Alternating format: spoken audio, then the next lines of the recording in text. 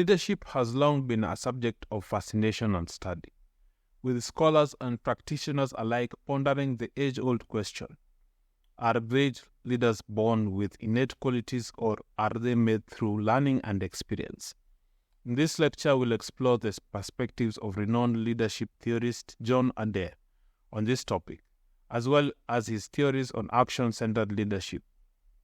John Adair, a pioneer in leadership theory. John Adair, a former military officer turned leadership expert, made significant contributions to the field of leadership theory.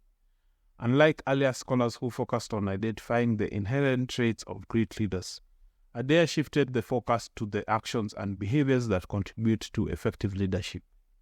Through his research, Adair concluded that it's not personality traits that define great leaders, but rather their actions and behaviors. Action-centered leadership. What you do matters.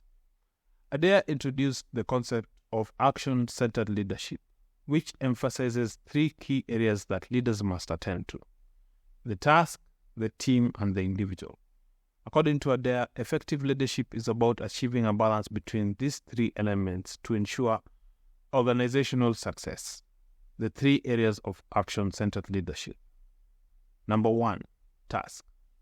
Leaders must ensure that the task at hand is clearly defined, measured, and executed effectively. This involves setting objectives, planning, briefing the team, monitoring progress, and reviewing outcomes. 2, team. Leaders are responsible for fostering a cohesive and motivated team.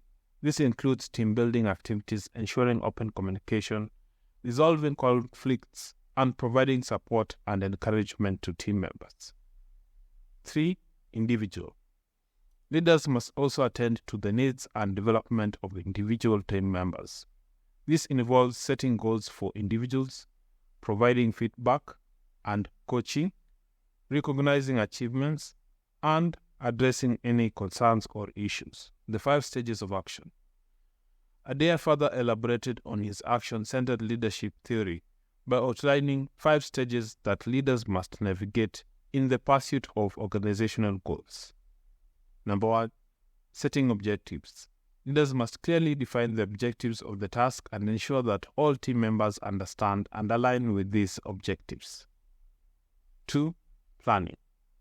Leaders must develop a comprehensive plan for achieving the objectives, involving team members in the planning process and ensuring that all aspects are considered. 3, briefing. Leaders must effectively communicate the plan to the team, ensuring that everyone understands their roles and responsibilities. 4, action. Leaders must oversee the execution of the plan, monitoring progress, providing support, and addressing any issues that arise. 5, review. After completing the task, leaders must evaluate the outcomes, identify lessons learned, and make any necessary adjustments for future endeavors. Critique of Adair's model. While Adair's action-centered leadership model provides a valuable framework for understanding leadership, it has limitations, particularly in contexts where tasks are ongoing and not project-based. Additionally, some critics argue that the model may oversimplify the complexities of leadership by focusing too heavily on command and control approaches. In conclusion, John Adair's theories on leadership challenge the notion that great leaders are born with innate qualities. Instead, Adair emphasizes the importance of actions and behaviors in effective leadership, advocating for a balanced approach that attends to the task, the team, and the individual.